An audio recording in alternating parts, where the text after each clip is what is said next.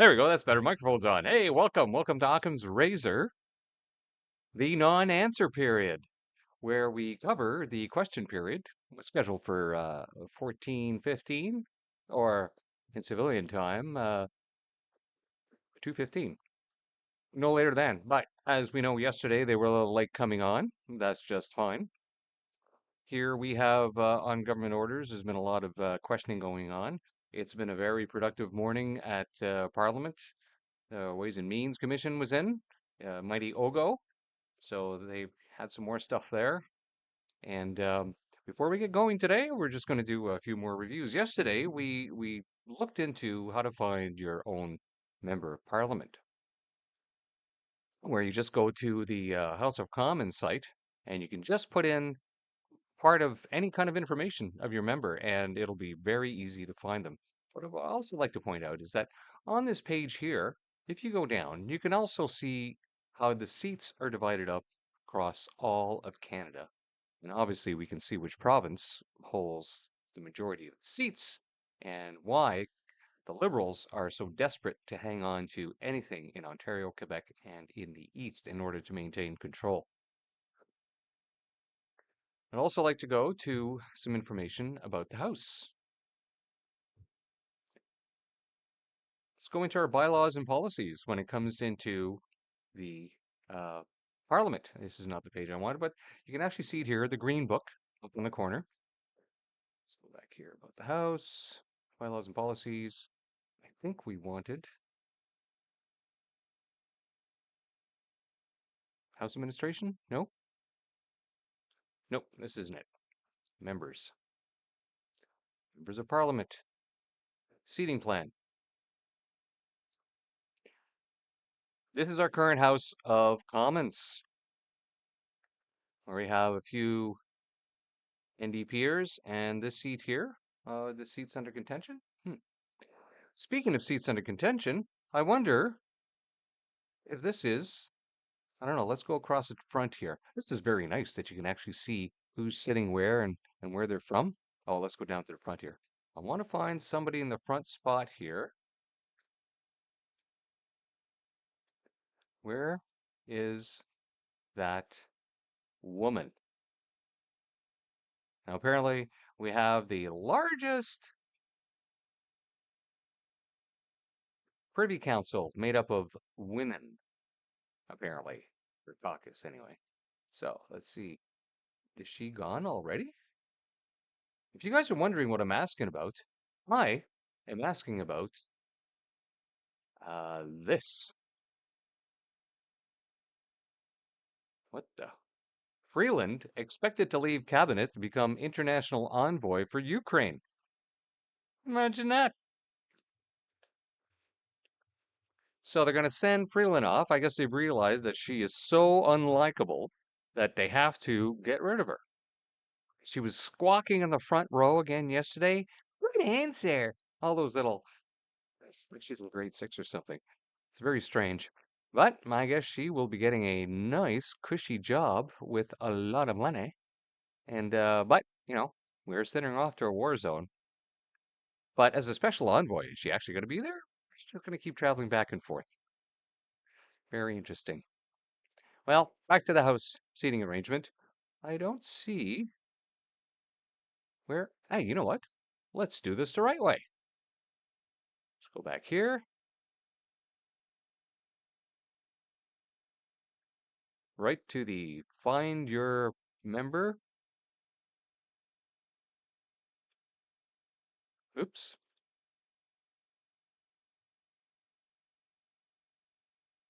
Oh, now we're doing it real time. See if it actually find your members. There we go. Let's go free lend. And where have they put her? Oh, she's down there. Huh.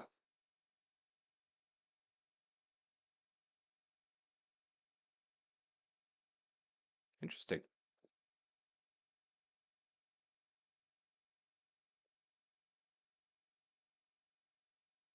Ah, there she is. Thought we missed her. Hey, she's still there. Interesting. Look at all these cabinet ministers. When I first became aware of politics in the 1970s, when I was 11 years old, we didn't have this many ministers. In fact, people don't realize that when you create a ministry, you also increase a pay raise for these people, even as not deputies, deputy ministers are bureaucrats. They are not elected officials. But yes, all these ministerial positions, that's all big money going down. And this thing right here, this is what all the other backbenchers in the Liberal Party want to become, right? Because for them, it's not about performing, um, performing, yeah, they do perform. But for them, it's not about doing their duty to help their constituents. It's not about putting Canadians first. It's about putting them first so they can get all them cushy jobs up there. Now, first off, I'd also like to make an apology because I gave incorrect information yesterday.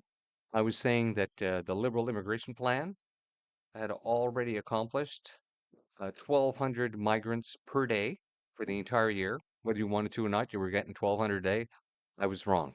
It's not 1,200. It's actually 4,500.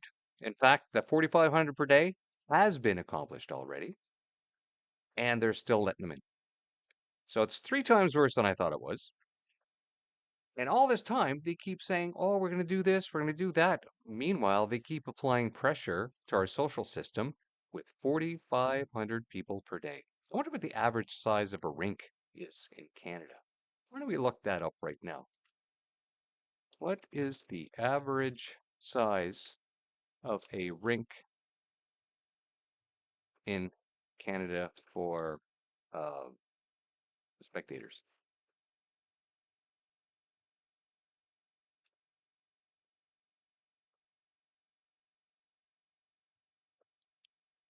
Let's go bit to AI mode here. What's he going to say? Doo-doo-doo-doo.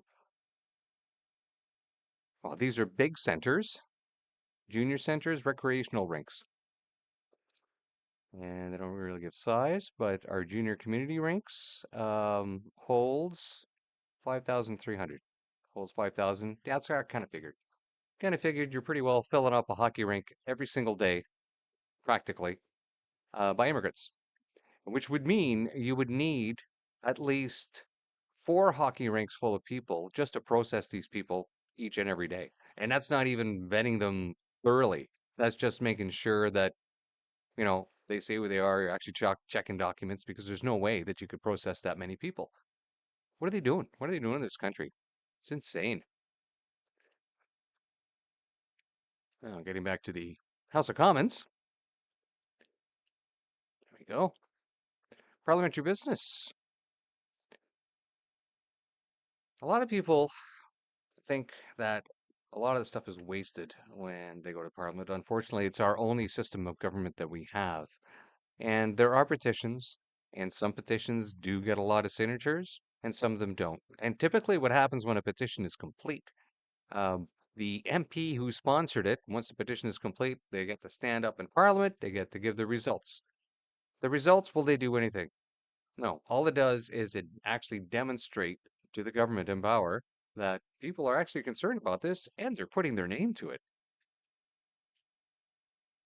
But other than that, a petition isn't going to do much other than to create a data point for people to say, look, people are concerned about this.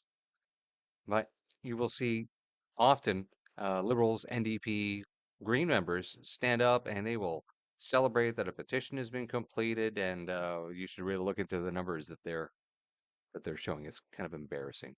Petitions open for signature. What do we have?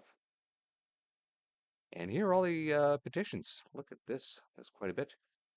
Oh my goodness. Look, keywords. Now you can see here, you got a petition for Palestine in Canada. Wonder how that happened, right? Automotive industry, electric vehicles, infrastructure. Open for signature. Oh, this would be an interesting one to see. Electric vehicles. E-petitions can be open. Can we actually see the petition? Find your search. Let's click on this again. Maybe we'll see what the petition is about. No, no, it just took me right back here. Maybe I just should actually click on the petition. Maybe I'll actually see what it says. There we go. So what are they asking for? What are they saying? We undersigned citizens of Canada call upon the government of Canada to repeal the federal ZEV sales ability mandate. Right. So this again is just a reminder to you out there that the government, even though, I mean, why would they put in something like this? Why? Because ideologically, they're probably bound to it. And the other way is that somebody's making money somewhere from all this. Now, we've already wasted billions on these failed EV infrastructure items, and they just won't stop. They just won't stop wasting money. So let's go on to our next little topic here. Now, yesterday we briefly mentioned about Charlie. So in the house yesterday, first day in the house, um, something was attempted. And of course, you have to remember that the Liberal Party of Canada is stacked full of far left ideological crazy people, in my opinion. I could use a lot harsher language than that. And they feel obviously no remorse for what they've done to Canadians over the past 10 years. They don't care about all the jobs lost. They don't care about the people that they have put into the ground with their harm reduction program, or all the people who have met their end waiting for health care, or all the people that got hurt and damaged by the COVID-19 vaccine with their failed vaccine injury support program. My mailbox, every day I get stuff, a new discovery about the harms of whether it's the lipid nanoparticles in the messenger RNA rebranded as a vaccine. It's just insane. But you know, they they don't care, right? They are so, I don't know. They either don't care or they're so wrapped up in their own little world that they think their poo don't smell. So yesterday, and this clip, by the way, is from Mr. Sunshine Baby. I want to give him kudos for this. It's just to show you this is insane. Just watch these liberals. Actually, how about we watch them and put them on? Mm-hmm. Freedom of speech is the cornerstone of a free society. It means we will hear ideas that we disagree with and express views that may be offensive. This freedom can make us uncomfortable or even hurt, but silencing voices, whether for a moment or forever, is never the answer. We must protect a society where people can hold beliefs and share opinions without fear of losing their jobs, being censored, or worse. Charlie Kirk was an outspoken advocate for faith, family, and freedom. Many disagreed with him, some were offended. Tragically, on September 10th, he was assassinated in an attempt to silence his voice. But when has political violence ever been the solution? It destroys dialogue, it undermines democracy, and it breeds fear instead of understanding. True progress comes from persuasion, not intimidation. As we grapple with our personal response to this, may we be honorable in our actions. May we fiercely defend the right of our opponents to speak freely.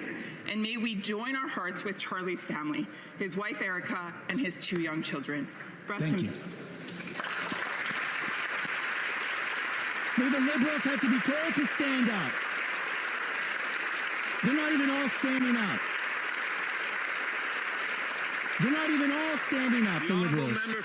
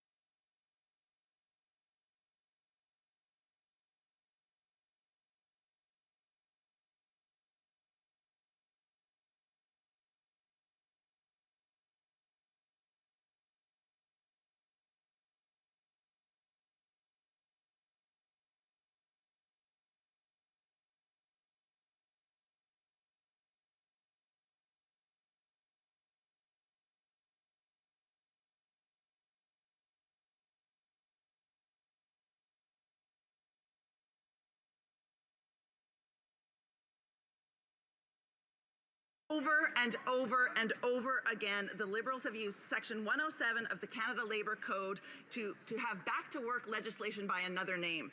They used it against Air Canada flight attendants. They've used it against postal workers who have been asking for years for a fair contract.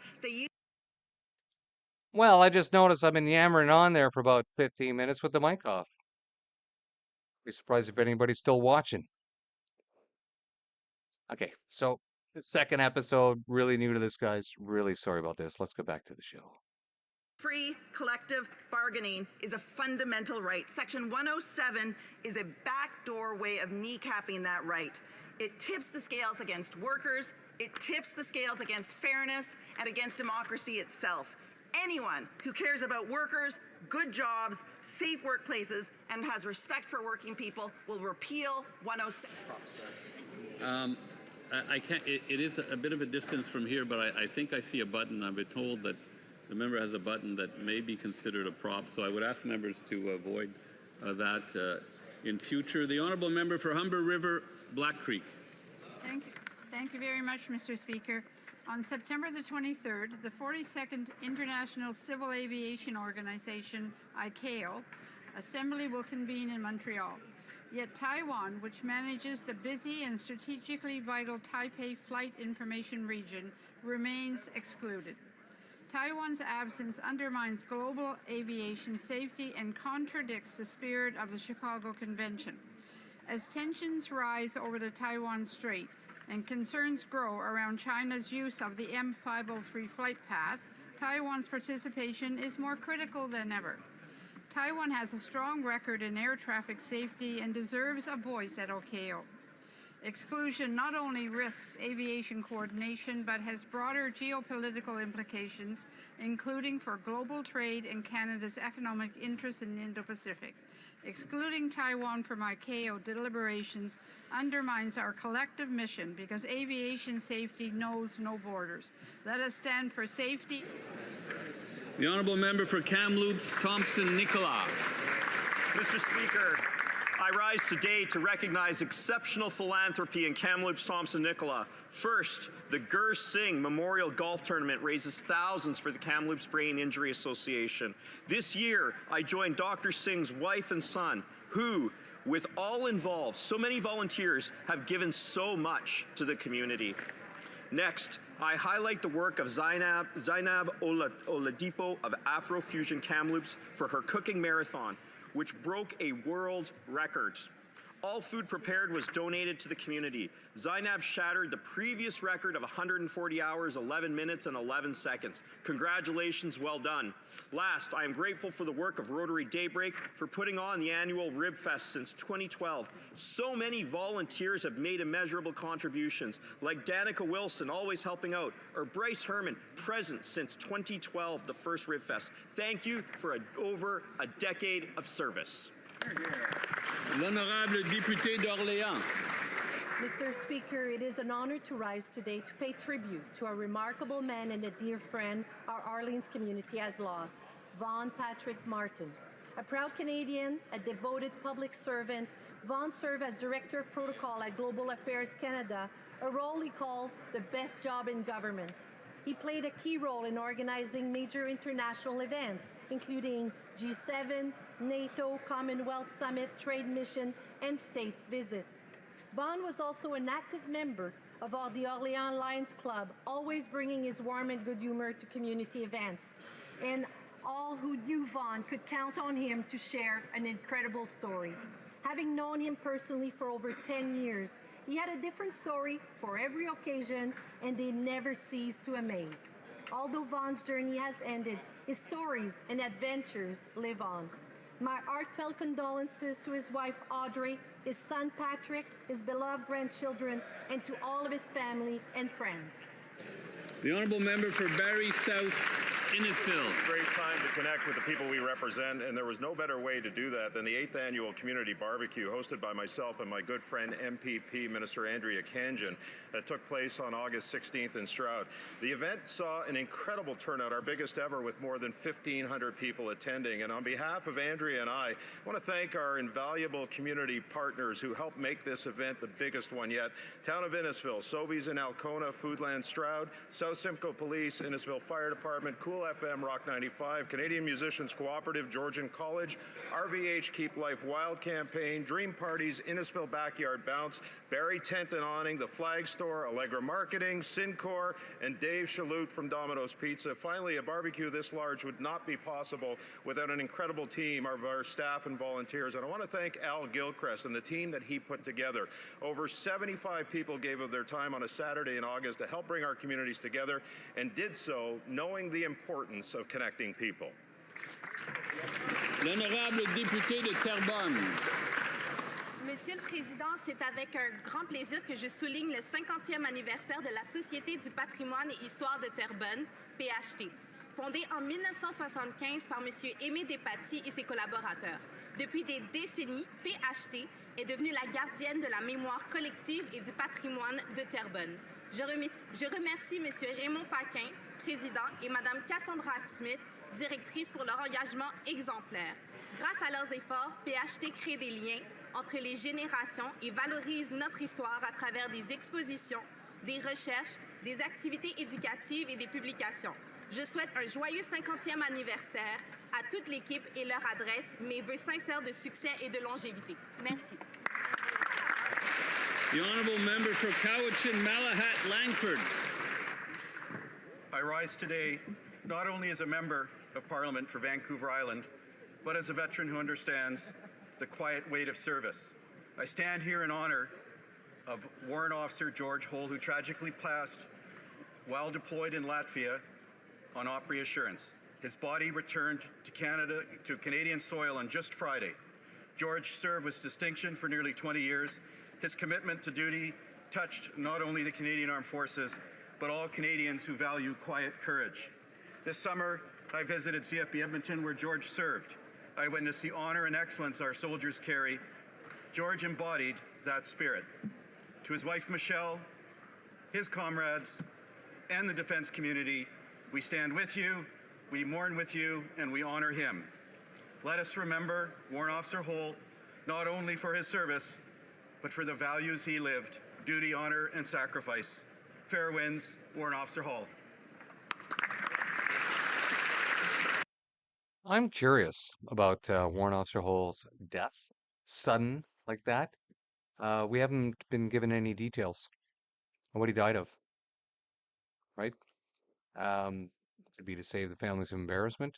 But my biggest concern about people dying suddenly in the Canadian Armed Forces is because they have all taken and been coerced to take to keep their job, the messenger RNA drug, rebranded as a vaccine. And in accordance with Chief of Defense Staff Directive 003, 3 jabs are required to be a complete deployable soldier in Canada. So that means everybody that is deployed right now in the Canadian Armed Forces has had 3 jabs, or they have been given a dispensation because they got vaccine injured after being forced to take 1.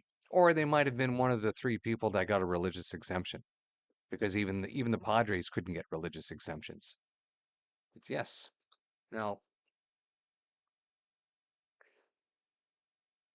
meanwhile, the dental plan is falling apart. The Liberals sold Canadians a false bill of goods through the Canadian Dental Care Plan. The newly obtained data reveals that 71% of pre-authorized claim requests are being denied. 71%. 3/4 pretty well of all claims. So you're going like, the government's giving me teeth to go off, and then you get a bill. Newly obtained data. Yeah, so the Liberals pitched their dental care plan as being cost-free and just like private insurance. They lied. Imagine that, the Liberals lied. This news comes as employers are contemplating canceling existing dental benefits for their workers. That was the entire thing, too, right? Oh, you got some dental plans. Don't worry. We'll just put you on the government plan because now they have one too. But then it turns out the government plan's crap. Just like every other plan that they do, every single thing that liberals touch turns to shite. Every single thing. Vaccine injury support program, massive failure, right? Dental care plan, massive failure. And the fact that they're saying, oh, we're giving free lunches to kids, celebrating their massive failure and having destroyed the economy to the point where the parents can't even feed their own kids and the state has to step in. This is insane.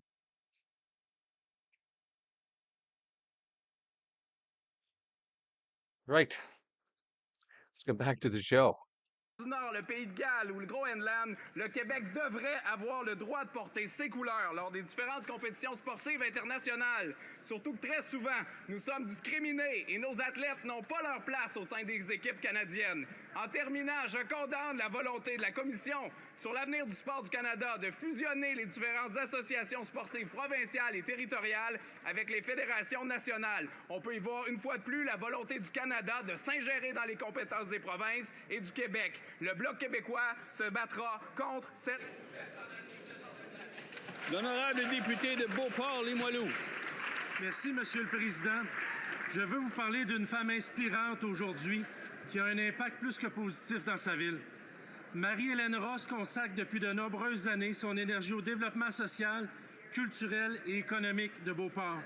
Juriste de profession, elle a toujours su conjuguer son expertise avec une volonté sincère de bâtir une communauté plus forte et solidaire. Impliquée comme présidente de la Maison des jeunes et de Trip Jeunesse, elle a accompagné des générations de jeunes en leur offrant des espaces d'épanouissement, de participation citoyenne. Avec le même esprit rassembleur, elle a porté l'idée d'un marché public dans le Vieux-Beauport, devenu aujourd'hui un organisme à but non lucratif dynamique. Ce lieu met en valeur l'achat local, l'entraide, le respect de l'environnement, tout en créant un rendez-vous unique pour les citoyens et les producteurs de la région. Son parcours illustre un leadership guidé par l'écoute, l'action et la vision. En s'impliquant sans relâche, elle a su inspirer un souffle nouveau à Beauport et demeure un modèle de détermination, de générosité et de persévérance. Merci, Marie-Hélène. The honourable member for Terra Nova, the Peninsulas.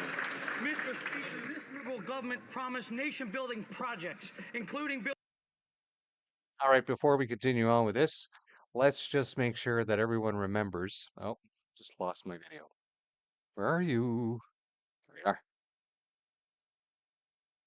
Let's everyone have a listen to this. Let's look at what's driving that. First and foremost. And just on the upcoming budget, your House leader said this morning that the deficit will be, quote, substantial. How big are we talking, and what does that mean for future cuts? Yeah, I thank you for the question. I responded a bit, but I'll recap it. Substantial means that it'll be bigger than it was last year. And let's look at why that's the case. I mean, the actual level will come out with the budget. But let's look at what's driving that. First and foremost, it's the tariff war. The shock that's created by that, the rupture created not just in Canada but around the world, and the knock-on effect, including on the United States. Absolutely.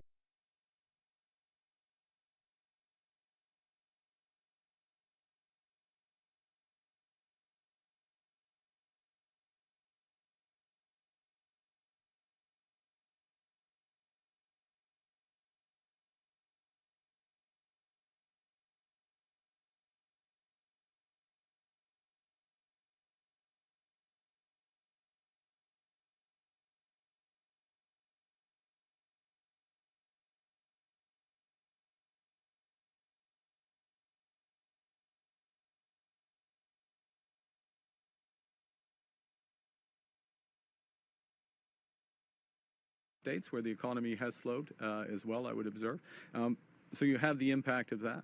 Secondly, you have the response of Canada to that, which is very clear.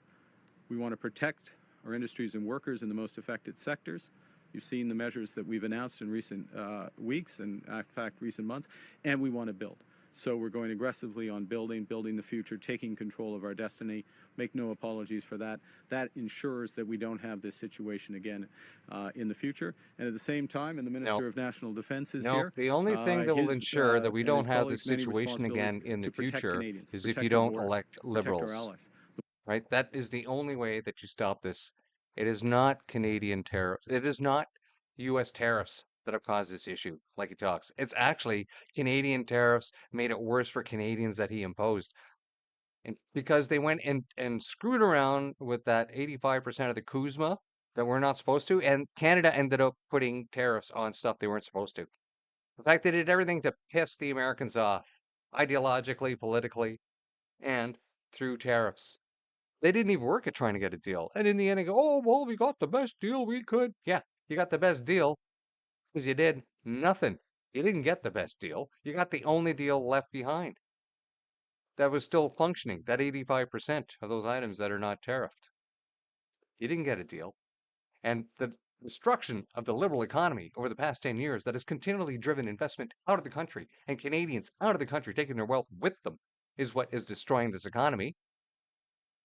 Saturated by more liberal rules and laws and legislation that keep driving people out. But, you know, the lamestream media, they just keep repeating and repeating the same lies and messages to their elbows up voters who think that everything is just hunky-dory. While we are last in everything in the West. We are last in the West in investment, last in the West in GDP growth, last in the West in economic growth. Well, we certainly seem to be almost first and massively replacing our population with foreigners at 4,500 foreigners per day coming into Canada to replace you. And of course, Canadians can't afford to have kids, right? And they say, well, we're going to bring the people in. Oh, are we having it? I think we're having it. Prime Minister promised the fastest growing economy in the G7. Well, tell that to every out-of-work young couple living in the worst unemployment and immigration crisis Canada has known. He said Canadians could judge him by grocery prices. Tell that to Robin in Calgary watching food costs rise faster than when he took office 6 months ago. He promised to cap and control spending. Tell that to the taxpayers expected to pay for him doubling the deficit. He promised nation-building projects. Tell that to any resource worker, project builder still waiting for a single permit. He promised safe communities. Tell that to the Hamiltonians who survived 80 rounds, to the 3-year-old girl and her broken-hearted family in Welland, to the family of Abdul Alim Farouki in Vaughan, to the Jewish woman stabbed in the kosher section of the Ottawa Loblaws, to the communities of Calgary, Surrey, and Halifax. It's time to stop the broken promises. It's time to stop the bait and switch. It's time for him to do his job.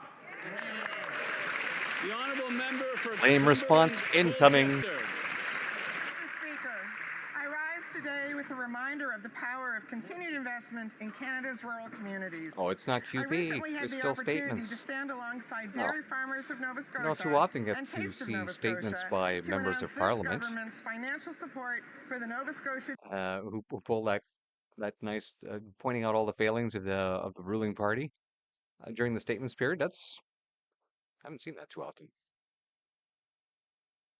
and the communities that make it possible. This isn't just economic development, it's community building. It's about ensuring that no matter your postal code, you can experience the spirit of agricultural excellence that makes our country stronger, safer, and more resilient. Sounds like a pretty Gouda idea to me. Oral questions, questions orales. The honourable leader of the opposition.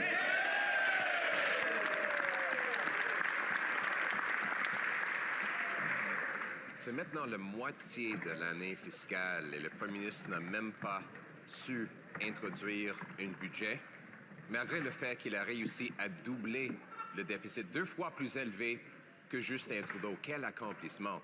Et ça mène à l'inflation. Aujourd'hui, on apprend de Statistique Canada que le taux d'inflation est 50 fois plus élevé que le cible. Et pour les aliments, c'est 70%. Maintenant, il y a plus de personnes aux banques alimentaires. Le premier ministre a dit que les Canadiens allaient pouvoir le juger par le prix de l'épicerie. Donc, C'est quoi le verdict? Honorable ministre des Finances. Monsieur le Président, les Canadiens et Canadiennes ont fait un choix à la dernière élection. Ils ont choisi un gouvernement qui va se focaliser sur l'économie et Talk sur le about that changement, Monsieur tax le break, Président. isn't he? C'est exactement ce qu'on est en train de faire, Monsieur le Président. Ce qu'on a dit, c'est qu'on sera rigoureux dans nos dépenses pour être ambitieux dans nos investissements, Monsieur le Président. Parce que les Canadiens here he is. comprennent que si on veut Yeah, bâtir we're going une to spend économie less, forte but dans we're le going 21e to siècle, more. on So doit that's why investir, our Monsieur le deficit's Président. way up. C'est exactement ce qu'on va faire pour les Canadiens et Canadiennes. On va bâtir l'économie la plus résiliente du G7. On va bâtir le Canada de demain. Monsieur le Président, on va bâtir un Canada dont tous les Canadiens et Canadiennes peuvent être fiers. So his answers for the government to fucking build everything and do everything. Un Canadien où il y a beaucoup de Canadiens qui ne peuvent même pas manger. Le premier ministre a promis de dépenser moins. Mais ses dépenses déficitaires sont 2 fois plus. Il a promis que les prix des aliments allaient être moins. Mais ils augmentent 70% plus rapidement que le cible de la Banque du Canada. Il a dit moins de pauvreté, il y a plus de pauvreté. Monsieur le Président, est-ce que le Premier ministre reconnaît que ces promesses vides mènent à des ventres vides? Very nice. Empty promises lead to empty stomachs.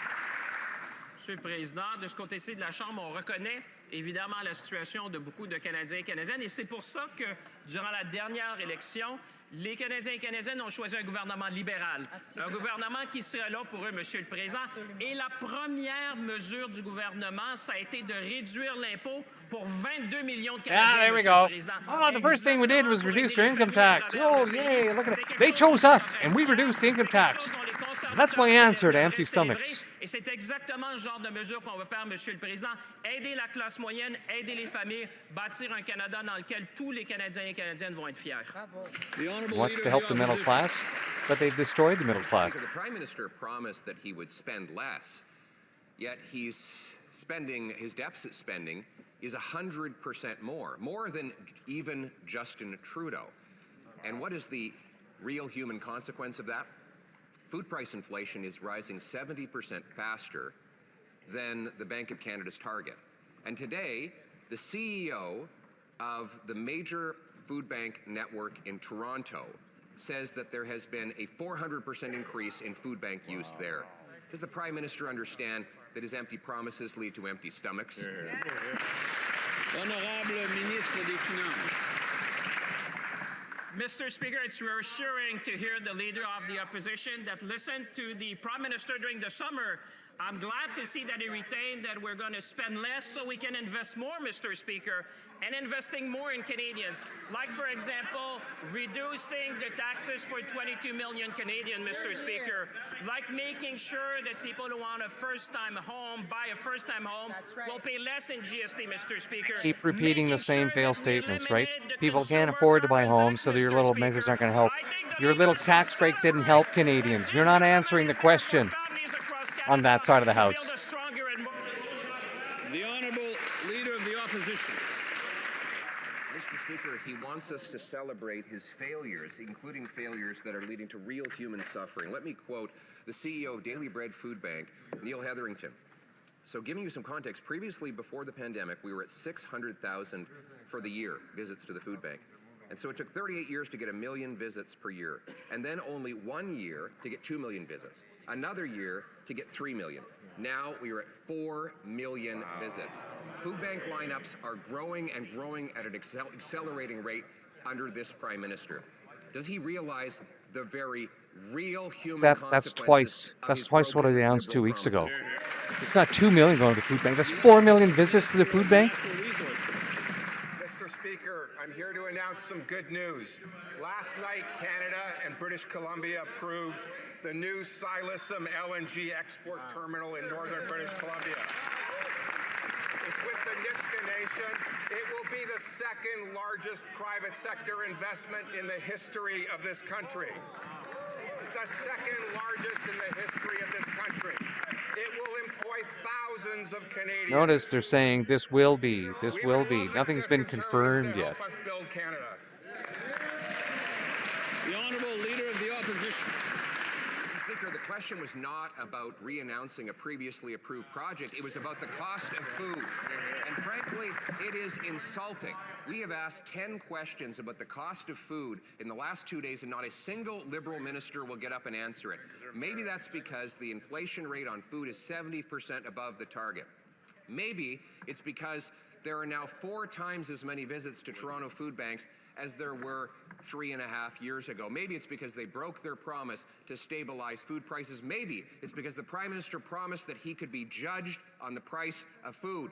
Speaking of which, what's the verdict? Hear, hear. The Honourable Minister of Housing and Infrastructure. Mr. Speaker, well, I know we're all in this House concerned about the price of food, and we're also concerned about our farmers. The #1 cost of living in Canada is related to housing, Mr. Speaker, and as I mentioned yesterday, people are concerned about housing prices. This government is taking action to make housing more affordable. With Build Canada Homes, Completely clueless. If people can't afford to feed themselves, how the hell are they going to be able to afford a house? What a wanker. The Honourable Leader of the Opposition.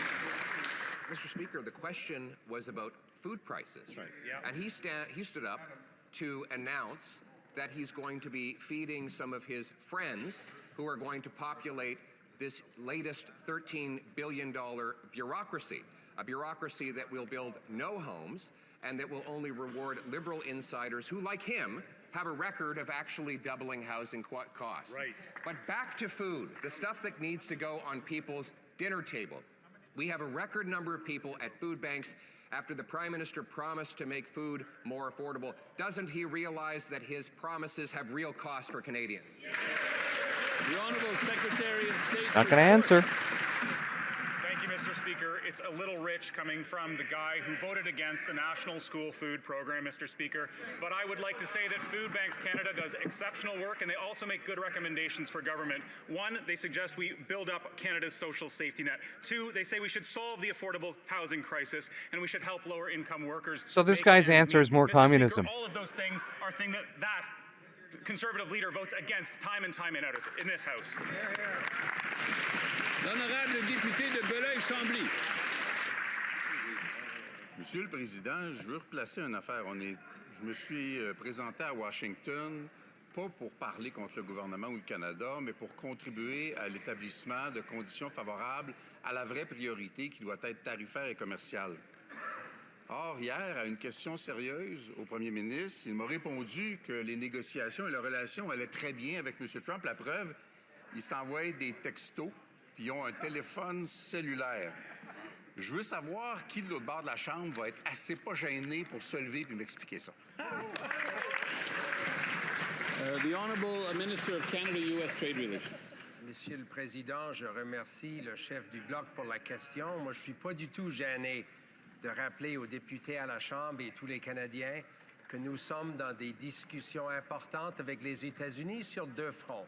Comment améliorer à court terme les relations commerciales, évidemment focusées sur les secteurs stratégiques, l'acier, l'aluminium, les automobiles, le bois d'œuvre. Et en même temps, on prépare pour la révision, Monsieur le Président, de l'entente de libre-échange entre nos 3 pays. C'est un travail important qu'on a hâte de faire avec les Mexicains et avec les États-Unis. Honorable député de Belleuil-Chambly. Moi, ce que j'ai entendu à Washington, Monsieur le Président, c'est des gens déçus de l'absence du premier ministre, malgré, en effet, des visites du ministre, et des gens qui considèrent qu'il y a un certain manque de respect dans l'attitude du gouvernement qui dit que c'est fini la relation privilégiée avec les États-Unis. J'ai demandé au premier ministre de corriger ça hier. Est-ce que le gouvernement n'est pas inquiet que les États-Unis, légitimement, avant une négociation, soient inquiets, eux, de l'attitude du gouvernement du Canada? Bravo! Bravo! L'honorable ministre des Relations commerciales Canada-États-Unis.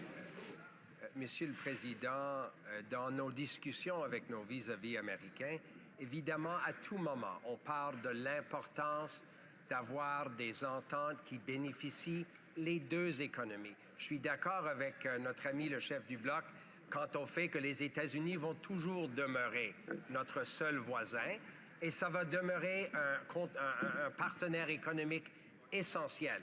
Le premier ministre a dit que la relation commerciale est en train de changer et c'est exactement le travail que nous avons à faire pour déterminer la meilleure façon de protéger les Canadiens.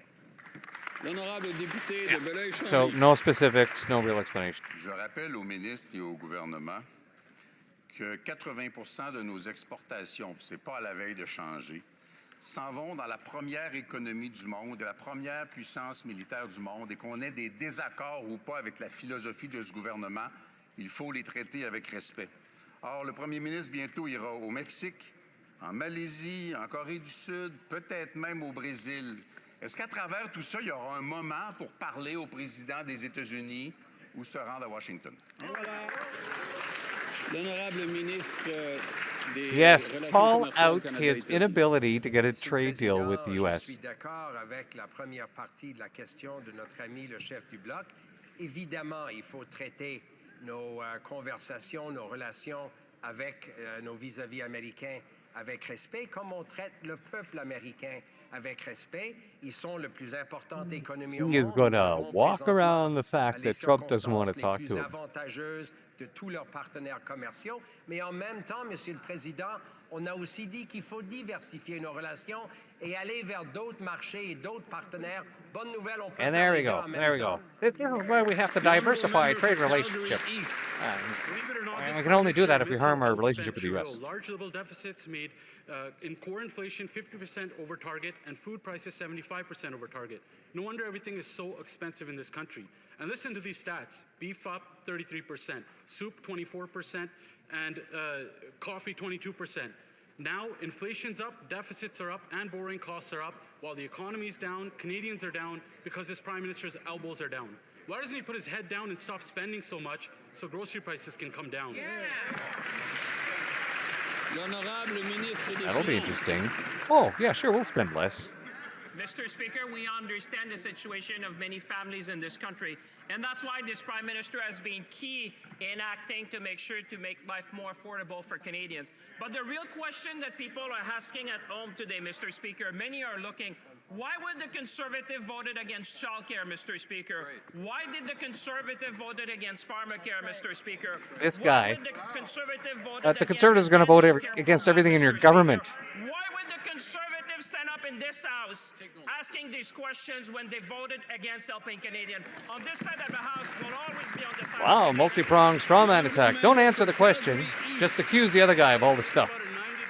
Tax cut. That's not even enough to get a bunch of bananas in the week, but liberal policies are bananas. It's always about promises that they might do something. It's fantasy finance and pretend promises. At this rate, the next budget might as well come out with a box of crayons and a coloring book. This Prime Minister said, judge them by the price of groceries. Grocery prices are up. He said he would deliver the fastest growing economy in the G7. We have the fastest shrinking economy in the G7 and the second highest unemployment rate. Since this Prime Minister doesn't do his own groceries and he admits that, will he at least commit to not making Canadian groceries more expensive? The Honourable Minister of Jobs and Families. Mr. Speaker, every time the Conservatives have a chance to help make it easier for families, they vote against these measures. For example, Mr. Speaker, the National School Food Program, which is There we actually go. putting food Our in celebration of children's bellies communism. and helping You alleviate families evil conservatives got in the way. The fact that parents can't feed their kids and the state had to step in. And you voted against that. You evil people. After we destroyed people's lives and they couldn't afford to feed their kids. National Child Care Program, they vote against it. So they should look hard in the mirror about who's standing up for Canadian families. Yeah, look in the mirror there, you communist. The Honourable Member for Calgary-Mindempore. Mr. Speaker, this Prime Minister claims to be different. Instead, 6 months in, Canadians are now learning that this Prime Minister is no different than the last guy, as Liberals increase spending on their well-connected consulting friends by 37%. Every day, Canadians pay more and more for gas and for food. Butter is up 64%, apples are up 60%, and rice is up 74%. So here's a lesson for my Liberal friends. A deficit that doubles isn't different, is it? L'Honorable Ministre de l'Industrie. Mr. Speaker, I have a lot of respect for my colleague. I would like to remind her that we already cut taxes on the middle class and on first-time home buyers. Doesn't matter if you cut taxes. The deficit's out of control. So all that to say, over the summer we also took a very strong action to bring down costs for broadband services and to increase competition in the telecom sector. Mr. Speaker, we'll continue to be there for Canadians and to build Canada strong. Great. All you hungry Canadians, you can eat a plate full of broadband. Mr. Speaker, the Prime Minister told Canadians that he was the man with the plan, yet 6 months later, his budget is nowhere to be seen. And experts now project that his deficit will be double what Trudeau already created. This Prime Minister is proving one thing, that Liberals, no matter how they brand themselves, cannot be trusted to handle our finances. Canadians expect and deserve a government that will work for them on the issues that matter the most. Yet They have never balanced the budget, ever. Only ever increased the deficit, ever since I've been born. From Trudeau Sr. on, every single Liberal government. L'honorable ministre des Finances. Mr. Speaker, in fact, we spent the summer listening to Canadians. And you know what Canadians have told this House?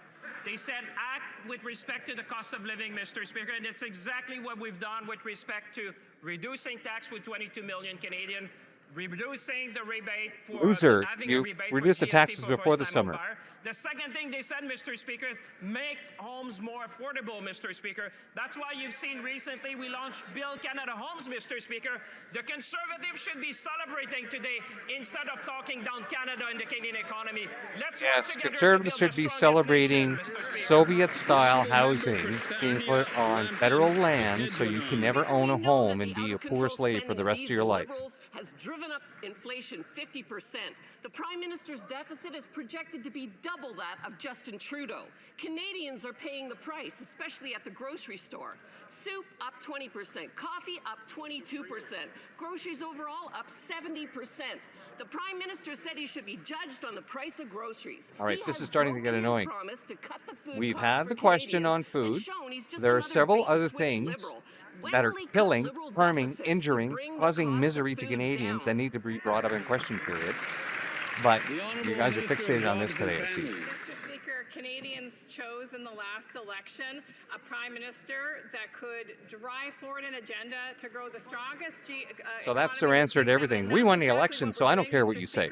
But let's take a look at the past. The Conservatives, every time they have the chance, vote against families. The National School Food Program, for example. Actually, Mr. no. Speaker, Let's look at the puts past food before in 2015 when your government was handed over a balanced budget and a country that was still functioning, as opposed to today. What kind of help for families is that? And that's why they have voted against every single measure, you people, because everything you do turns to shit. Monsieur le Président, je suis inquiet. Mes collègues conservateurs sont inquiets. Les Canadiens et Canadiennes sont inquiets des promesses brisées des libéraux. Monsieur le Président, les libéraux dépensent sans budget à l'aveugle. Le constat va être dévastateur lorsqu'ils vont déposer le budget un jour. Vous savez quoi, Monsieur le Président, c'est pas des blagues. Justin Trudeau était un vrai Séraphin Poudrier comparativement au PM actuel. Le déficit libéral va être du double, le double. Par respect pour les Canadiens, déposer un budget responsable maintenant. There we go. Pretty nice to have a budget, wouldn't it? J'aimerais rappeler à mon collègue et le rassurer, bien entendu, que nous avons réduit les impôts sur la classe moyenne. Première mesure que nous avons faite. Par la suite aussi, Oh, my nous avons answer réduit to la not doing a budget pour is les we premiers reduced your acheteurs de maison taxes. et nous avons aboli le prix sur le carbone. Et entre-temps, ce que nous Oh, avons and then fait we cet été, paused c'est que nous carbon avons tax that we never réduit got rid of. les prix de l'Internet pour les Québécois et les Canadiens. Nous avons augmenté la concurrence dans le secteur des télécoms. Alors, il devrait tout simplement soutenir le gouvernement dans son agenda pour réduire le coût des Canadiens. So all you have to look at is all the stuff that we've cut for civilians, and then that's our budget. Sans avoir de budget. Après 6 mois, les promesses brisées des libéraux qui ont trompé les Canadiennes et les Canadiens, ce sont eux qui en paient le prix. Inflation de base, 50% au-dessus de la cible. Prix des produits de l'alimentation, 75% au-dessus de la cible. Le bœuf, raisin, le sucre qui a augmenté. J'invite le premier ministre à aller faire une épicerie pour acheter des fruits, de la légumes, de la viande, pour faire des repas de qualité. Ça va être quoi sa réponse aux Canadiens, aux Canadiennes? Qui va doubler le déficit, que le taux de chômage est en augmentation, que le prix va continuer à augmenter. C'est tout ça et que tout va bien, Madame la Marquise? Oui, c'est bon. L'honorable ministre de l'Industrie. Monsieur le Président, il va de soi que, selon ce que j'ai dit un peu plus tôt, c'est que notre objectif, c'est de réduire les coûts pour les Canadiens et nous agissons dans les circonstances et mon collègue devrait en prendre bonne note. Entre-temps, le gouvernement fait aussi tout pour la création d'emplois. Parce que présentement, alors que, bien entendu, il y a vous n'avez des pas tarifs fait sur ça. certains secteurs, Vous avez nous avons livré toutes les choses un contre fonds ça. d'initiatives stratégiques très, très importantes, 5 milliards de dollars. Dans cette circonscription, il y a des entreprises qui sont affectées. Ça va me faire plaisir de These travailler guys are avec lui out of en tant que control. ministre en charge du développement économique pour la région Constantly du Québec lying. pour trouver We're des doing everything to solutions pour create jobs for Canadians while they bring in temporary foreign workers. We're cutting all expenses for Canadians so they can afford the exuberant prices on the food we've created. Maître Léky ne comptait pourtant que 7 années d'expérience au barreau du Québec, alors que s'en prend 10. Il ne rencontrait pas les critères légaux, mais il rencontrait très bien les critères libéraux. Parce qu'en plus d'être un donateur libéral, le juge Léky est un fervent militant contre les lois 21 et 96. C'est un adversaire de la laïcité, un adversaire de la Charte de la langue française, un adversaire de l'identité québécoise. Le ministre de la Justice va-t-il enfin révoquer cette nomination partisane? L'honorable ministre de la Justice. Merci, Monsieur le Président. Nous prenons acte de la contestation judiciaire entourant la nomination de ce juge à la Cour supérieure du Québec.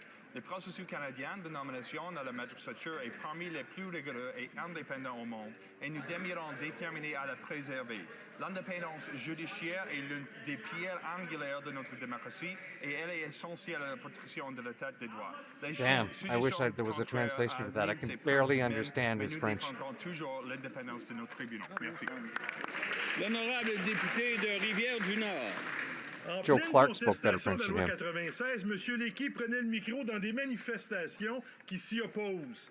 En pleine contestation de la loi 21, M. Léky plaidait pour que les tribunaux empêchent les provinces d'utiliser la clause dérogatoire qui se trouve à la Constitution. Et cet ennemi des lois du Québec, les libéraux l'ont nommé juge. En politique, on appelle ça pacte à la salle. Sauf qu'ici, la salle, c'est le tribunal. C'est la confiance de la population envers tout le système de justice qui est compromise par les nominations partisanes. Comment se fait-il que le ministre n'ait pas encore révoqué cette nomination? It's about time somebody talked about political appointments of judges. Mr. Speaker, I think it's very important that we come to understand the process by which we nominate judges is benefits from the independent advice of those who are expert in assessing the quality of those that are elevated to the bench. It is extremely important that we maintain the independence of the judiciary if we're going to count on our democracy to serve future generations of Canadians. To characterize those who've been appointed as enemies of the state, I'm going to hide his arms so we can just watch his head. sides of the House to advocate for an independent judiciary to defend our democracy for years to come. The honourable member for Newtecumseh-Gwillimbury. The Prime Minister said Canadians should judge him by the cost at the grocery store. Well, they have, and his record is aged like an expired yogurt on a hot day in July. Food prices are up another 3.5% because his out-of-control spending keeps driving up inflation. This spending doesn't just show up on the government books. It shows up on the grocery bill of every Canadian family. Will the Liberals admit that the doubling of the deficit will only make food inflation worse? The honourable Of course they won't. They'll say, no, we're investing in Canadians. It's important that Canadians can rely on the services that the federal government has put into place to make life more affordable, Mr. Speaker. Things like a national dental care program, Mr. Speaker. I have heard from the National Dental Care Program, the 71% of claims getting denied. Oh, yeah. government have put into place to make life more affordable are changing their lives, Mr. Speaker. These are the kinds of things conservatives would cut. Look at that. Not a chance, and we won't Celebrating a broken system that denies 71% of dental claims. That's who these liberals If are. excuses could fill a shopping cart, no one in this country would go hungry. But families can't eat the word salad these ministers keep dishing out. Today, 25% of households can't afford food. Many are having to skip meals for days. This hardship is the direct result of this Liberal government's reckless spending. Every dollar the Liberals add to the deficit feeds inflation, but it doesn't feed hungry families. Will the Prime Minister finally admit his broken promises and reckless spending are hurting Canadians? The Honourable Minister Of course they won't. They'll come back and they'll say, no, this is necessary spending.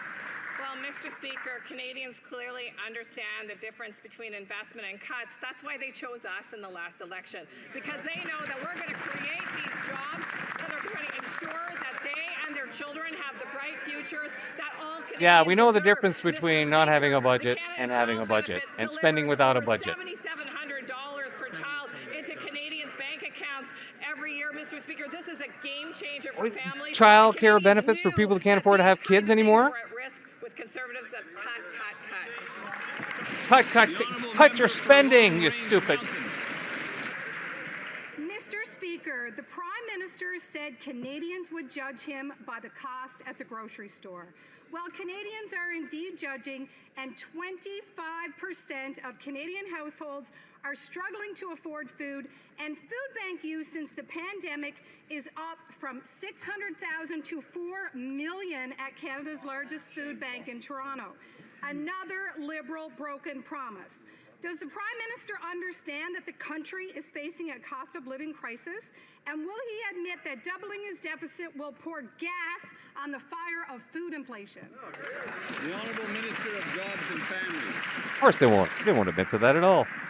Mr. Speaker, just a short while ago, Canadians had a choice. They could choose in Conservatives that were promising to Oh, so it's back to that. It's back to who won the election, right? 6 months ago, it's back to that. It's not about answering the problems that are being brought up here in legislation. All you're saying there, Patty, is we're just going to keep spending more money. We're going to spend, and we're going to keep increasing food prices. That's all we hear when you talk. Mr. Speaker, despite the attempt to distract from the real issue, the reality is everywhere I go in my riding, I hear the same concern. People are stretched thin. Families are struggling to put food on the table. This is a national crisis. A new report from Food Banks Canada gives this Liberal government a failing grade on food insecurity. Beef is up 33%, basics like sugar and potatoes are climbing by double digits, and food banks are stretched way beyond their limits. Will the Prime Minister finally admit that doubling the deficit will only make food inflation worse? The Honourable Minister of Jobs and Family. Nope, they're going to come back and say all the Conservatives want to do is cut, and we're going to spend. On that side, what Conservatives want to do are cut the things that Canadians rely on. But on this side, we're cutting taxes. We've cut you're cutting taxes, are you? 22 million Canadians, Mr. Speaker, that are benefiting. We cut the carbon tax, Mr. Speaker, reducing the cost You didn't cut the carbon tax, you paused it.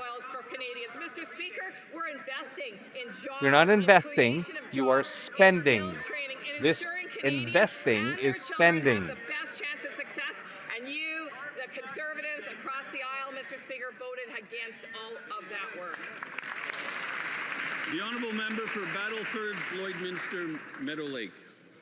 Mr. Speaker, I will remind you that the Liberals cut the carbon tax after we put pressure on them. We know that the Prime Minister had said Canadians should judge him by the cost at the grocery store. Well, parents across the country are trying to fill lunch kits with nutritious food, but prices keep climbing. According to the CEO of Canada's largest food banks, visits increased to 2 million under Trudeau and now jumped to 4 million under this Prime Minister. Another broken Liberal promise. Mr. Speaker, will the Prime Minister admit to Canadians now that doubling the deficit will only make food inflation worse? Doubling the deficit won't double the misery. It'll quadruple it. Mr. Speaker, a place where I can agree with the opposite member. In fact, Canadian families are relying on the government to ensure that their children get a nutritious school lunch. And that's why we have... Do you believe these clowns? They are actually celebrating the fact that they have to provide food for kids instead of their parents being able to do it. ...program and an approach that the Conservatives voted against. These Conservatives every time they have a chance to help Canadian If families. there is the biggest they vote difference against between it. anyone else in your life, ask them this one question. Do they think the government should be feeding your kids? And if they say yes, they're a communist. Gave this government a clear mandate to build an economy that stands up for our workers and industries and to make life more affordable.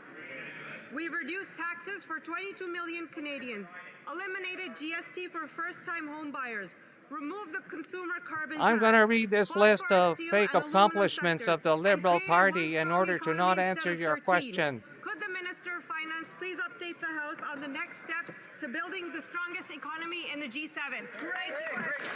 Here, I thought she was answering a question. It's just one of those useless questions by a Liberal to a Liberal, just for them to lick their own ice cream cone. Budget in this House on the 4th of November, Mr. Speaker.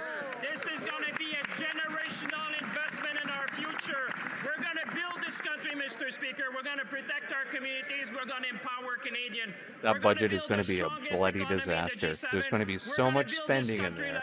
People are going to lose their minds. We're going to build the Canada of the 21st century. Mr. Speaker, we are the true north, strong and free. They haven't even accounted for the spending since June of 2024. The Prime Minister promised he would double housing starts. He looked at Canadians in the face and promised. They're down 16%. That's because they did everything to destroy the housing industry and then went on vacation. That might someday build 4,000 homes. 4,000 homes. Canada had 245,000 new home starts last year. Even if they hit 4,000 homes, it's 1.6% increase. Please, for the sake of Canadians trying to buy a house, tell me this isn't the plan. The Honourable Minister for Housing and Infrastructure. Thank you, Mr. Speaker. I know the math is difficult for the Conservatives, but Can you help them? we can help you. We can help you with this. We're looking at investing $13 billion in affordable housing across the country. Mr. Speaker, those $13 billion of extra tax dollars, no investment you're spending. in 6 cities across the country. That's getting a quick start on building affordable homes. We're going to see tens of thousands of homes built across Canada and all of our communities. Oh, they're going to see tens of thousands of homes being built, are they? That's funny because everyone who's building homes has left the industry. $2 billion for 4,000 homes is $3.2 million per home. That's not affordable. It's all starting to make sense where this scheme was cooked up. You've got a housing minister who oversaw the doubling of rent and the doubling of housing prices when he was mayor of Vancouver. The head of this new agency came from the city of Toronto that increased the cost of building by 700%. It's almost like the interview process for these positions was, are you incompetent? Were you fired from your last job? Once again, for the sake of Canadians begging to buy a home, please tell me this isn't the plan. $3.2 million per home. Thank you, Mr. Speaker. Well, I know it's difficult for the Conservatives to evolve and focus on supporting us to build affordable housing across Oh, Canada. yeah, it's support that us. is what we are focused on doing at an unprecedented level. When I was mayor, I had no support from a Conservative government to build affordable housing in Vancouver. I know it was the same in Toronto. He's not going to answer the question, is he? He can't defend $3.2 million per house for a little shack taken off a rack. We're going to see remarkable progress on And they're not even buying the property. In most cases, these little shacks are going on government property. $3.2 million for a little piece of modular shit. A nightmare in Canada. The Prime Minister promised to double the pace of home construction. Now they're spending $13 billion to build just 4,000 homes. And yes, the math is $3.2 million per home. This will blow up the deficit and not impact housing starts, which are actually down 16%. Taxpayers can't afford to build $3.2 million homes. $3.2 million for a modular home. Are they effing insane? They want the taxpayer to swallow this. Thank you, Mr. Speaker. To the member opposite. Again, $13 billion. $13 billion will be invested across Canada, in communities across Canada. We're looking at partnerships with provinces, territories, communities of all shapes and sizes. Look at us. We're going to spread around the government cheese to all the communities. Government cheese. That's the cheese coming back to the people, by the way. You stole the cheese to give it back to the people. Inefficiently. Housing program in Canadian history. We look forward to your support. No. You can look forward to more questions of why a house, a little modular piece of shit, costs $3.2 million. Les mises en chantier, c'est plutôt une diminution de 16 qu'on observe, Monsieur le Président. Ça va de soi. Le Premier ministre s'entoure de l'ancien maire de Vancouver qui avait augmenté les prix des maisons de 150 et d'un ancien conseiller municipal de Toronto qui a augmenté les taxes sur la construction résidentielle, tenez-vous bien, de 700 Le Premier ministre réalise-t-il que ce n'est pas étonnant que la construction soit en baisse et les coûts en hausse avec ce genre de dirigeants avec lesquels il s'entoure, Monsieur le Président? When failings are pointed out in French, they always seem worse than in English. Merci, Monsieur le Président. Vous savez ce qu'on doit faire pour faire face Oh, à la crise Hans Gruber of climate change. avec les municipalités, avec les provinces, avec les gens sur le terrain, contrairement à ce que propose le Parti conservateur, dont le chef a dénigré à plusieurs reprises les maires et mairesses de villes comme Québec, comme Montréal et partout ailleurs au pays. Hier, avec mon ami et collègue, le ministre de l'Habitation et de l'Infrastructure, on a annoncé 20 000 logements, Monsieur le Président. 20 000, dont 10 000 hors marché, du logement social, du logement communautaire. C'est comme ça qu'on va réussir à faire face à cette crise-là. C'est pas en insultant nos partenaires sur le terrain. L'honorable député de Bellechasse, les Échemins, Lévis. Cares if you announced a couple thousand homes after you're letting in 4,700 people in per day. Société d'État qui va alourdir encore plus la construction de logements. Il lui confie 13 milliards de dollars pour construire 4 000 logements. C'est 3,2 millions de dollars du logement. Me semble que ça vaudrait un peu... Le coût vaut le travail, hein? C'est bien connu. Ça peut pas arriver au bout de la ronde, Monsieur le Président. C'est le même gouvernement dépensier, embourbé dans la bureaucratie et empêtré dans ses lacets. Pourquoi le Premier ministre ne change pas la recette qui échoue depuis 10 ans, Monsieur le Président? Yes.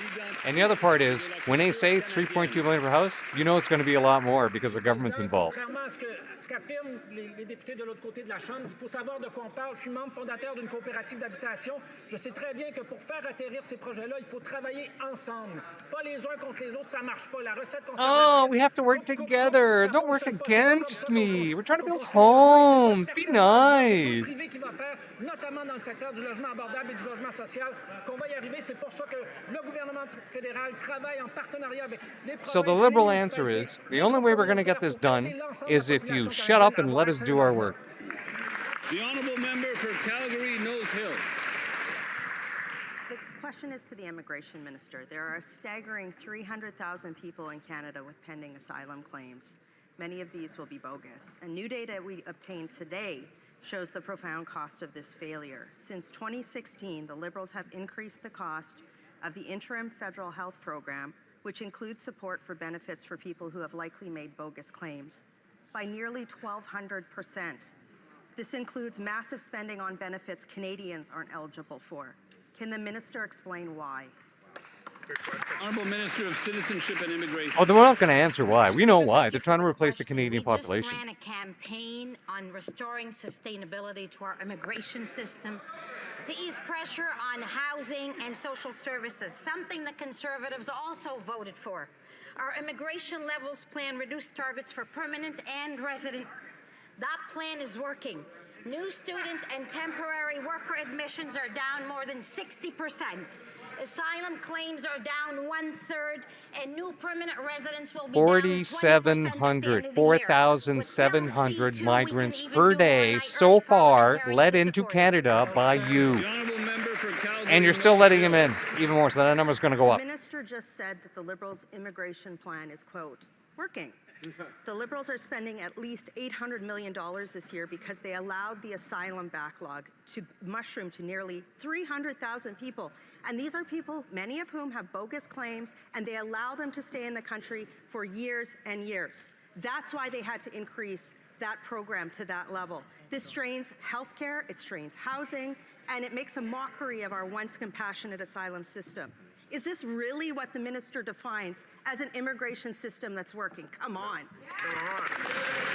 And she'll just repeat what they had planned. She's not going to answer the question. Monsieur le Président, la campagne que nous avons menée il y a quelques mois, entre beaucoup de choses, c'est de rétablir la vitalité de notre système d'immigration afin d'alléger la crise sur le logement et les services, et nos mesures fonctionnent. Les admissions Just repeating in French what she answered in English, which was a non-answer. de plus de 60%, les demandes d'asile ont diminué d'un tiers et le nombre de nouveaux résidents sera réduit de 20%. Et avec le The words projet you de will loi not C2, hear from on her fera mouth plus. are, J'invite les we parlementaires stop à immigration les today and we start souhaiter. de-immigration tomorrow to relieve the The honourable pressure. member for But they're not New going to do that Aurora. because that's not their plan. This summer, I sat with agencies in Newmarket and learned of the urgent need for mental health counseling, yet the funds are never enough. But today we obtain new data that shows that the Liberals have increased funding for services like mental health counseling for a group that includes bogus asylum claimants by nearly 1,200%. 1,200% increase in funding. There are many Canadians who have paid taxes their whole life and cannot afford counseling services. Canadians are compassionate people, but why isn't this minister stopping asylum system abuse?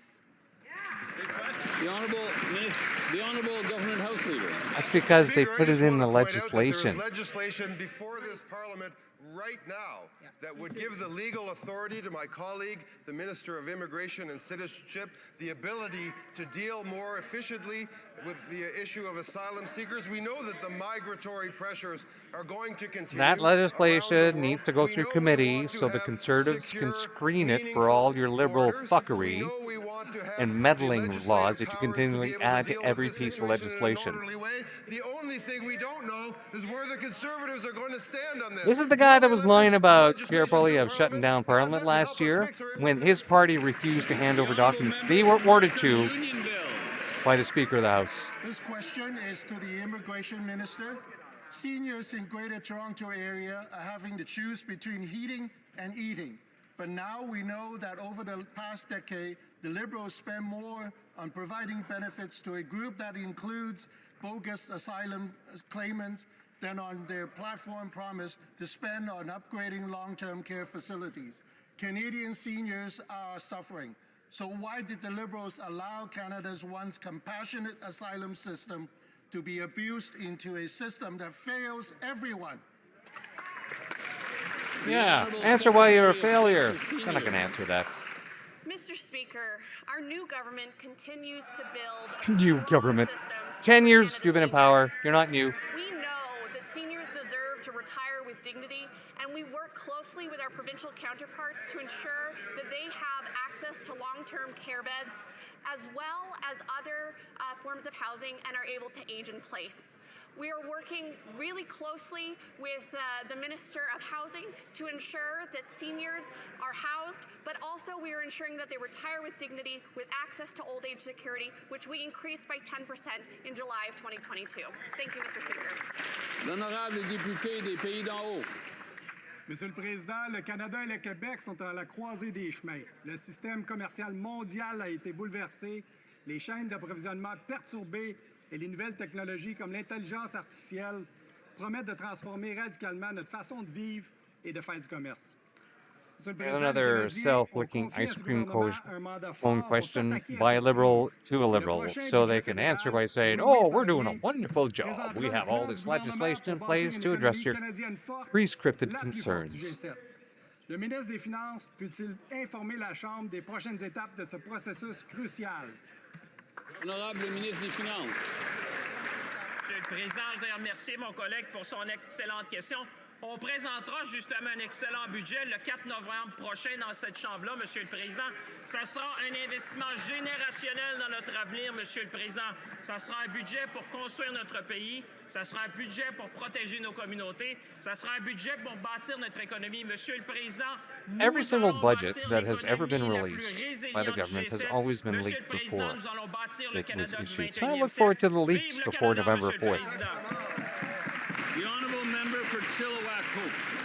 Expectations for this Prime Minister were low, but holy smokes, he's been Prime Minister for 6 months and we still haven't seen a budget. The Prime Minister said he would spend less than Trudeau. but his deficit is projected to be almost double the number that forced the former finance minister to resign the first time around. This is another broken Liberal promise. It's Yeah, a the budget's Liberal so bad, bait she's and fleeing the switch. country. This massive deficit spending is driving up inflation and sending the price of groceries sky high. When will this Prime Minister admit that his broken promises are breaking the bank for Canadians? Sorry, the bank's already broken. Mr. By this Speaker, guy. now that our Conservative colleagues know the date of the budget, I hope they're prepared to go back in their riding to explain to Canadians this generational investment in our collective future, Mr. Speaker. Their generational investment. You have destroyed the current young generation that's here, that can't afford homes, that can't get jobs, that you're replacing with foreigners. There's nothing generational. The only generational thing is you have to kill this generation. Conservative and all members of this House will go out and tell Canadians, together we'll make it. We're the true North. The honourable member for Chilliwack Hope. Speaker, the latest food inflation numbers are out, and it's more sticker shock for Canadians. Groceries are up a whopping 70% above the Liberal inflation target. Since the Liberals took office, food costs have risen by 40%, driving millions more Canadians to the food bank every single month. The Prime Minister said he would be judged by prices at the grocery store. Well, the verdict is in. It's another Liberal broken promise, another Liberal bait and switch. When will the Prime Minister admit that doubling the Liberal deficit is just going to send these record high food prices even higher?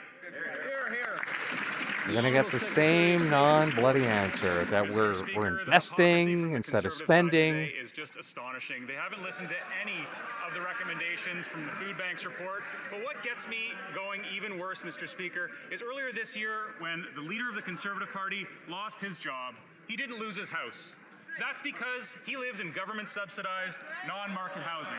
But every time he's had the chance to vote for government-subsidized, non-market housing, he votes against it. So this is what they do, right? They will deflect, not answer the question. They'll bring something else up, something completely irrelevant to the fact that they have destroyed Canada's economy and people can't afford food.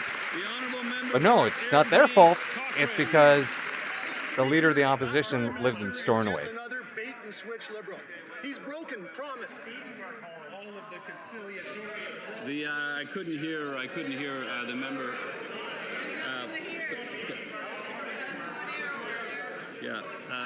If the honourable member would like to take it from the top, then. Mr. Speaker, that Prime Minister is just another bait and switch Liberal. He's broken promise after promise after promise, and it's hurting Canadians. His massive Liberal deficits are leading to an even worse cost of living crisis than we had under Justin Trudeau. Canadians can barely afford even a can of soup, especially because inflation has driven up the cost of a can of soup 26%, or a can of tuna, which is also up 19%. Isn't it true that that Prime Minister is just another Liberal only good at one thing, breaking promises? The Honourable Secretary. And now they'll come back with other promises that they're making to Canadians. Canadians don't want to take advice on the economy from a party whose leader has never worked in it. We have cut taxes. Oh my God. You can't even give us a budget. Carbon tax. We have cut tax for first-time homebuyers. We are going to build homes at a scale not seen. They're going to build homes that people can't afford to buy because they can't even afford food. We are the weakest economy in the G7. After 10 years of Liberal insanity, we are the weakest economy in the G7. Merci, Monsieur le Président. L'accès du logement sûr et abordable est un besoin fondamental et une responsabilité partagée. Les Canadiennes et les Canadiens s'attendent à des progrès concrets pour accélérer la construction de logements et faire baisser les coûts afin que les jeunes, les familles, les personnes vulnérables et celles à toutes les étapes de la vie puissent accéder à un logement qui répond à leurs besoins. Le ministre du Logement et de l'Infrastructure peut-il informer la Chambre du plan récemment annoncé par le gouvernement pour améliorer l'abordabilité et l'accès au logement partout au pays? This guy was sent to Ottawa by the Elbows Up crowd to ask questions of his own government to make them look good. Remercier l'honorable député de Madawaska-Restigouche pour sa question. Excellent. Notre gouvernement a récemment lancé Maison Canada, une nouvelle agence visant à lutter contre la crise du logement.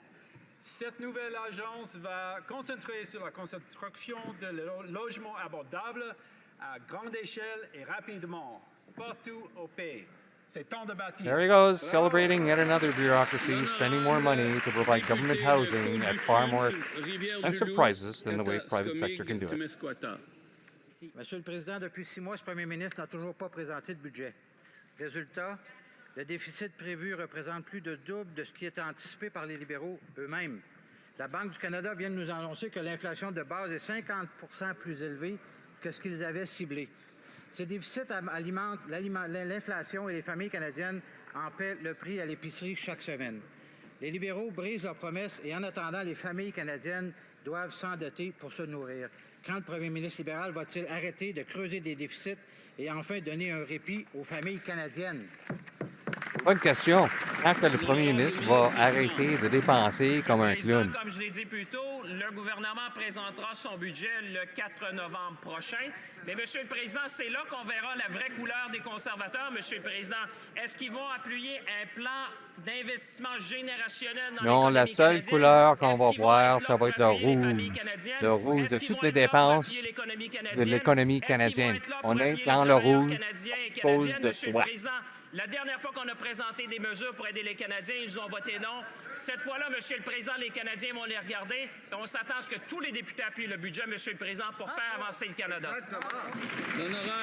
I'm sure this guy's laugh at Thanksgiving dinner. Le 17 août, les agents de bord d'Air Canada se mettent en grève pour se faire payer le travail qu'ils font avant les vols. La même journée, juste quelques heures plus tard, la ministre de l'Emploi utilise l'article 107 du Code canadien du travail pour mettre fin aux moyens de pression. C'est une attaque majeure contre les droits des travailleurs et des travailleuses. C'est une attaque contre la libre négociation. C'est un cadeau à une compagnie qui attendait juste ça de la part du gouvernement. Et les libéraux ont utilisé cet article-là 8 fois dans les 2 dernières années. Est-ce que les libéraux vont appuyer les travailleurs? NDP has to bang the union drum so they can steal some votes back from the Liberals at the next election. Monsieur le Président, nous cherchons pour un équilibrium dans le relation avec les syndicats. It's very important, Mr. Speaker, that the government works with both parties, unions and employers, to find balance, to make sure that we uphold the collective rights. Everybody saw what you did, Daddy.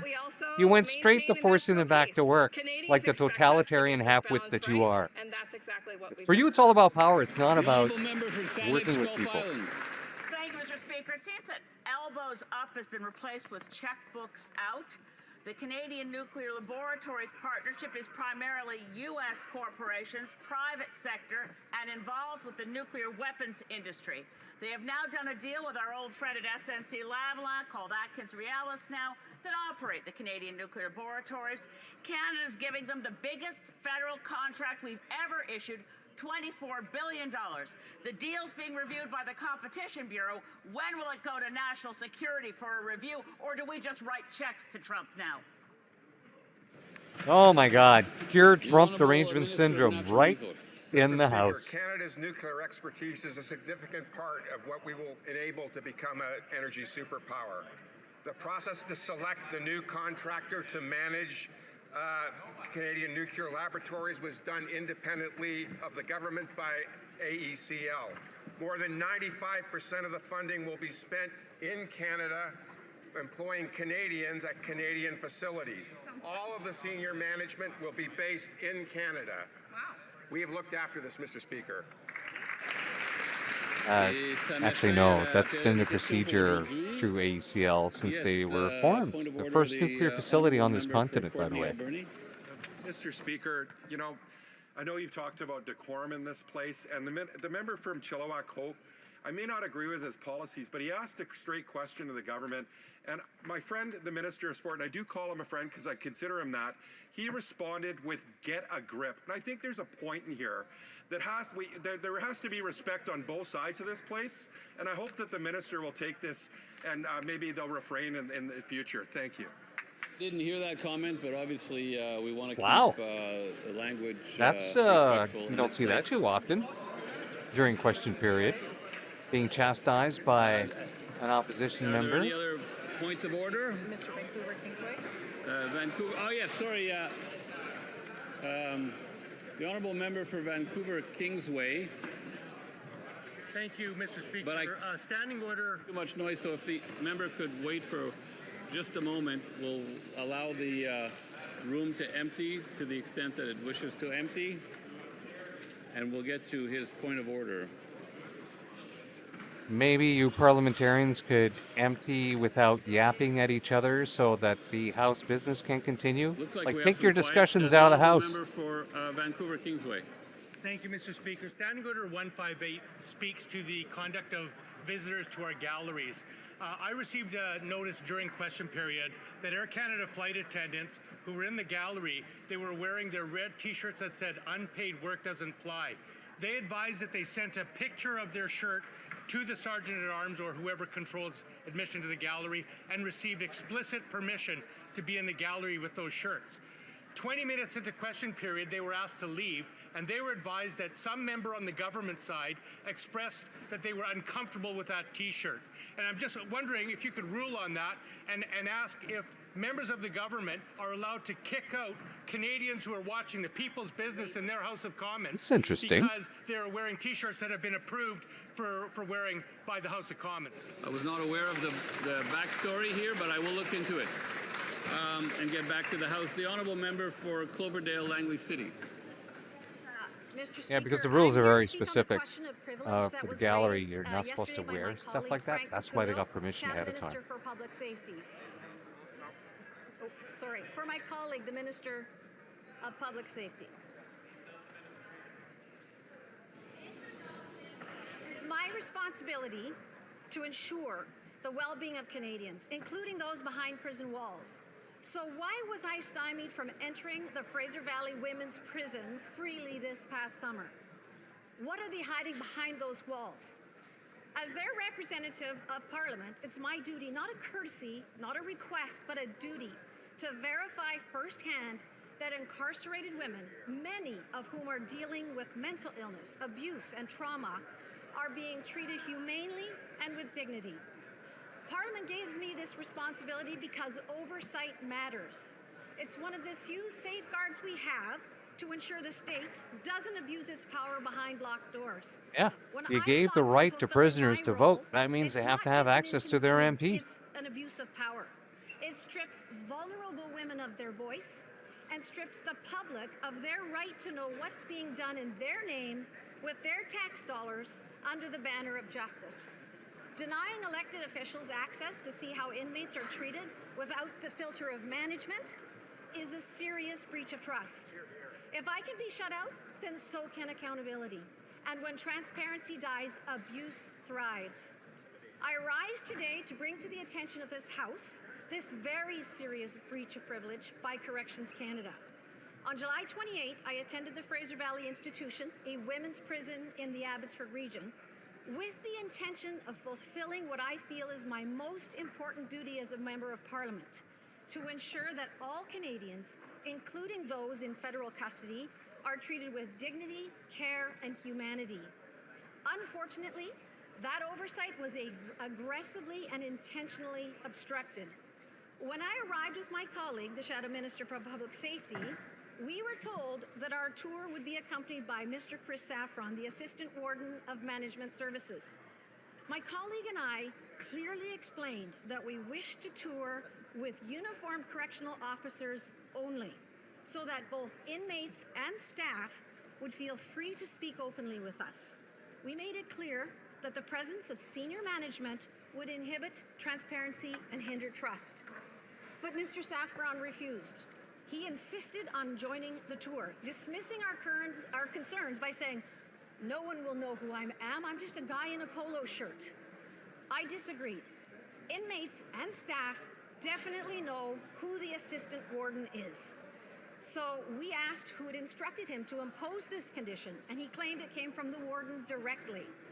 We then asked to speak with the warden ourselves, but were told that she was unavailable. We asked for a phone call. We were refused.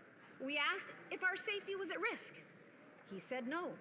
We asked again if we could proceed with the uniformed officers already present. Again, he said no. And all the while, his tone was aggressive. His posture was intimidating, and his behavior was wholly inappropriate. Mr. Speaker, the correctional officers who accompanied us appeared shocked, and I don't blame them, because what occurred that day was an intentional act to prevent members of Parliament from doing their job. The message from Mr. Saffron, and by extension his superiors, was chillingly clear. You are not welcome to conduct oversight here. I left that day with deep concern, not only for the staff and inmates who may be subjected to this kind of culture of intimidation, but also for the integrity of our role as parliamentarians. When management closes ranks and bars elected officials from seeing behind those doors, the natural question is, what are they trying to hide? Mr. Speaker, as a woman, I was particularly taken aback by the condescension and lack of respect shown to me throughout this encounter. But more than that, I was outraged on behalf of the women inside that facility. Women who may not have anyone else to speak for them and who are now being denied even that. So in summary, the assistant warden of Fraser Valley Institution, under direct instruction from the warden, obstructed and interfered with my ability to carry out my duty as a parliamentarian. That, Mr. Speaker, amounts to a breach of the established privilege to be free from obstruction, interference, and intimidation. My colleague, who explained yesterday how this behavior interfered with his parliamentary work in the House and in committee this autumn, has already proposed a motion to refer this to the Committee of Procedure and House Affairs. I add my voice to that call. Our duty as members of Parliament was clear. We do not turn a blind eye. We don't look the other way. We show up and we insist on accountability, even behind prison walls. Thank you. Great job. Great job. Wow. Thank the member for her intervention. Those wardens, they did such a shitty job. They got mentioned in Parliament. Along with that from the member for Kamloops, Thompson Nicola. Parliamentary Secretary to the Government House Leader. Thank you, Mr. Speaker. Just to be clear, we'd like to reserve the opportunity to be able to come back and address after being able to review both comments. Thank you. Thank you very much. It's been noted. I would like to inform the House that the volume on the earpieces will now be reset. Orders of the day. All right. Well, I just want to stay there for the points of order and questions, because usually those come up after question period. Usually they relate to question period or business of the House. Hardly ever do you ever hear something about an MP being refused access to areas within their riding, especially a government facility. Wow. Oh, somebody's going to have to answer for that. Well, if you've hung out to the end, I really appreciate it. Sorry about the sound issues at the beginning. I have to get a better handle on when I am handling my my mic control. So, just get the nap outro here, and we will be on our way. So, please leave a comment as we start doing these live streams. The last thing that this channel actually needs is to start getting some chat interactions. So, hopefully, as we keep covering these and making some comments during the no answer period, hopefully more people will keep coming back. Thank you all if you have actually watched. I really appreciate all of you. Please give us a follow and a thumbs up on Rumble. We are primarily a Rumble channel. If you're catching this on YouTube, you're missing out all the fun on Rumble. YouTube is our backup channel.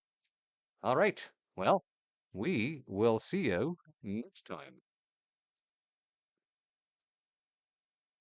And if I could just get this to work.